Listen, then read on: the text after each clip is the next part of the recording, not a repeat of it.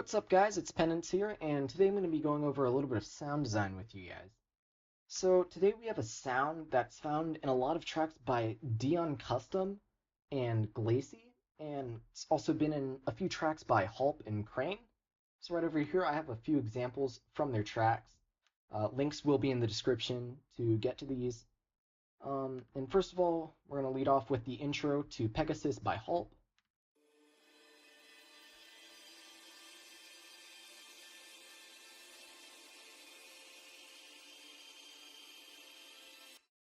So right off the bat, we can tell that this sound is very unique.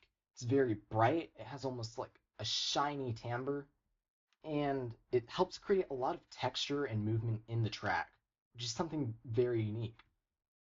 Over here in Deon Custom and Crane's collab Royal, we hear it again.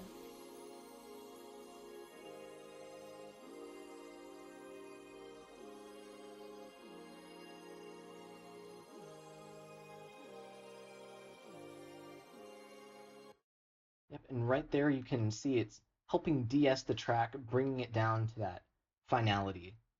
In Deon Custom's Bitbird release With You, we can hear it in the rise up.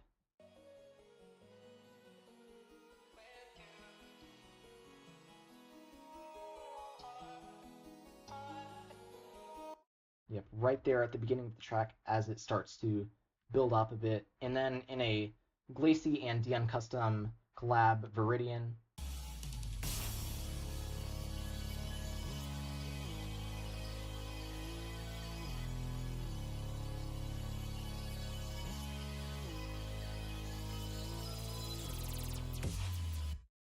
yep, and in that one you can hear our sound laying on top of that respace that they have there. And right over here, I have my own little example track I put together for you guys. So right here, I'm going to play some of it from the beginning, let you hear what it sounds like in mic recreation.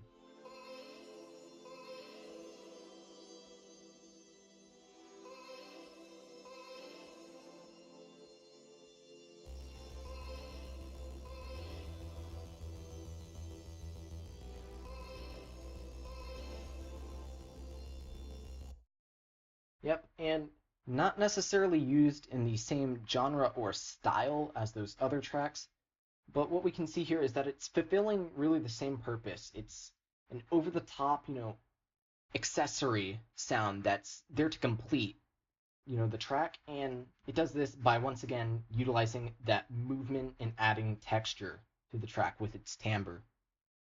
So yeah, right here I'm just gonna play you the sound by itself.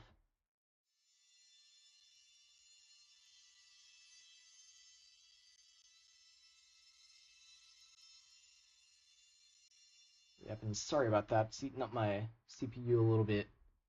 Alright, and yeah, let's get into how we get to that sound. So the first thing you want to realize is that this sound is actually an arpeggio. And if some of you guys were peeking here at my track, you could see that, yes, this is an arpeggio that's making this sound. So how do we get to here?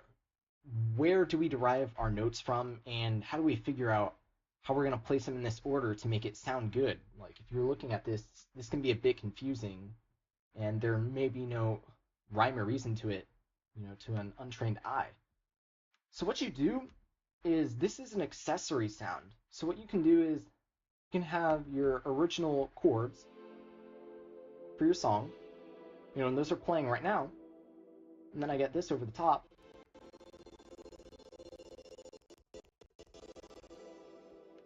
Sorry for the PC delay again. But you get that over the top, and it completes it. So how do we get from having irregular notes to this sound? The answer is you start off with your notes for your song, whatever they may be. In this case, we have stuff that's all in C major, as we can tell because there are no, sharp notes. So we have our C major chord progression. It's very simple. And actually going to come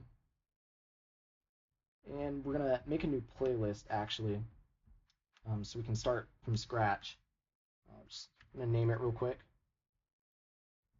All right, place it down about right here, turn this track on, and I'm going to get our chords that we were using for main chord progression in our track. I'm going to copy it real quick.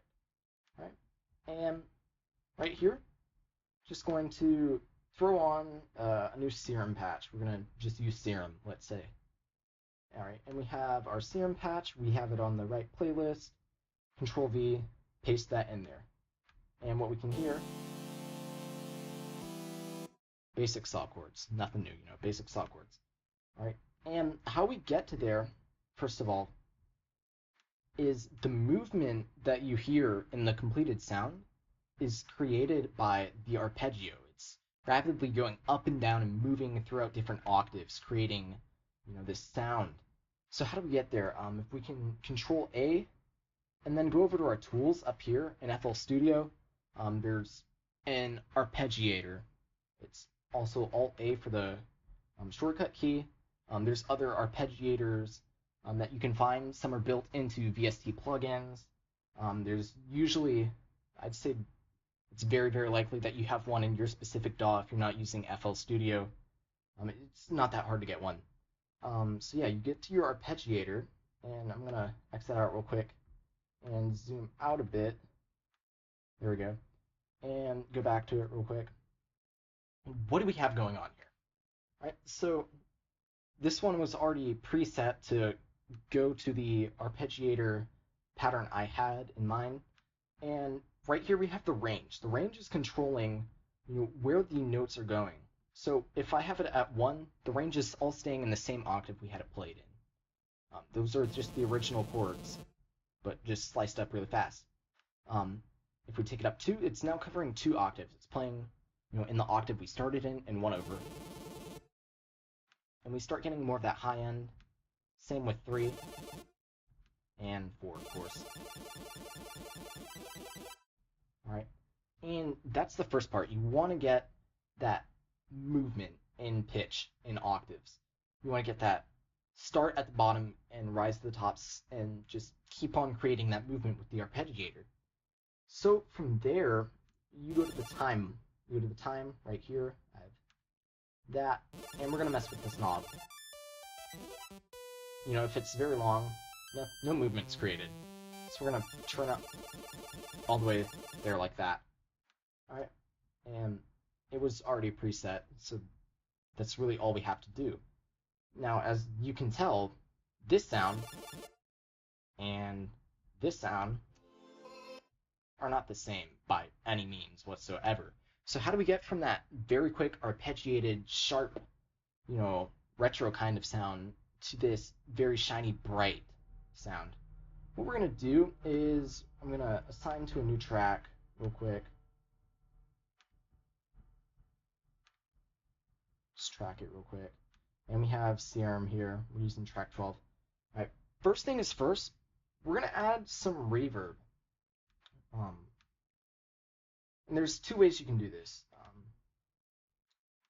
There's actually multiple ways you can do this. But the way I'm going to use is, first of all, I'm going to use Serum effects.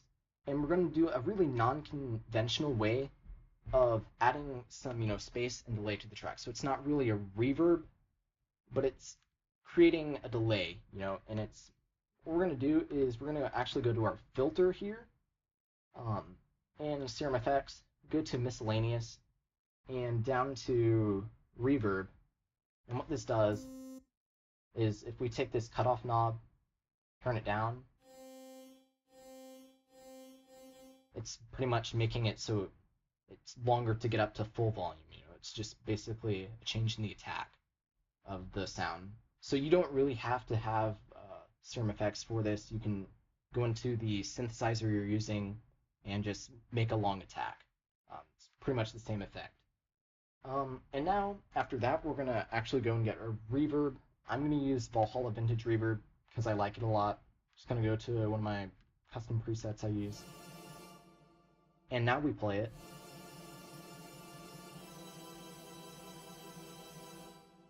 We're starting to get there. We have that creation of movement starting to build up because the reverb from, the part of the sound that was playing, half a second ago is still going as the arpeggiator is already moving on and it's starting to build this sound together. All right, so after that, what we're going to do is the sound still isn't complete. It's too heavy. It's got too much body on it. So how we're going to fix that is we're going to get we're going to pull out Top Filter Pro Q, and we're just going to cut the low end off it. So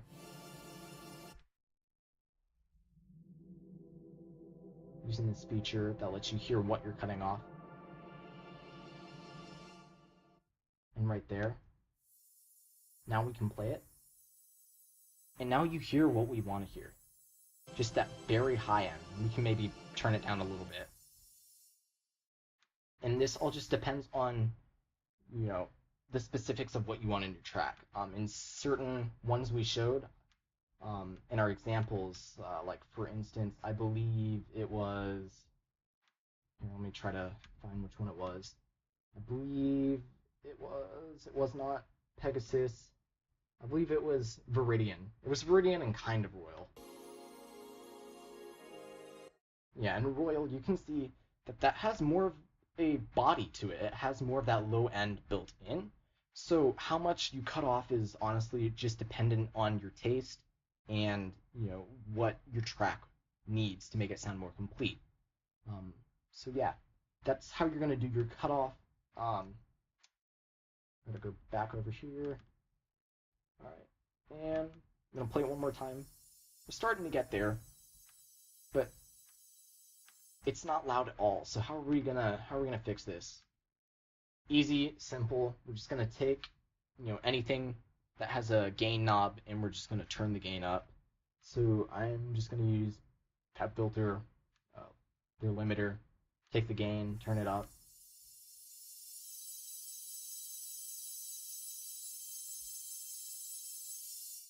Right there, we're good. And sometimes, when you do this, the high parts of your sound are going to be way over the top, and they're going to be squelchy, and they're just going to be displeasing to the ear, because sometimes that happens when you're working with sounds that are high up. That's just part of it. So what you can do is you can take a compressor and make sure that those highs stay in good perspective to, you know, the lows that you're raising up. Just making sure it all stays in that comfortable range that your ears want to hear. All right, so right now we've got the arpeggiator going. We've got the attack, you know, sort of delayed. We've got a reverb on it, and we've cut the high end off, and we also have it boosted up to a decent, you know, level so we can actually hear it. What next? There's several things you can do from here. From here, you could count it done. There are some instances in a track where it would be done here with a sort of sound like this. But if you want to go on, there's a few other things that you might want to try. For instance, adding more reverb. So if I add another reverb, just going to slap on another preset. The more reverb you add to this sound, the more it just builds and builds on each other. And that's present when I turn the mix knob up. It'll become less defined, but it'll create more movement as the different notes mesh together, which is a good quality to take account for when you're using this. Another thing you could do is delay. So I'm just going to pull up Fruity Delay, wherever it is. Yeah, Fruity Delay. And I like ping pong effect, so I'm just going to turn it on to a ping pong effect, get that stereo imaging going, and right here, this adds more to the body of the sound. If you want more body, this is something you might want to mess around with a little bit. So just use your time on your delay. Find a good place where you want it to stay, and you've got that. And then you can also throw, you know, more reverb on top of that. With sounds like this, I say that reverb is your best friend. always experiment with it and see what you can do with it. Because, I mean, the worst that can happen is it doesn't sound good and you just take it off, you know.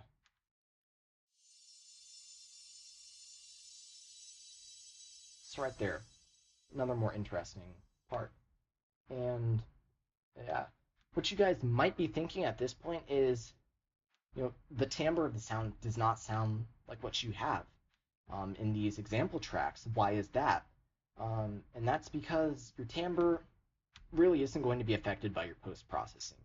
All that was post-processing. That's the basis of how you get the sound, but the timbre of it, it's not going to be affected by that as much. So your waveforms. This was all done accomplishing just one, saw wave. And that's great and all, but what happens when I use a preset? So, let's see. What do I want to use? Let me use this real quick. That sounds a lot different than other stuff. Let's see.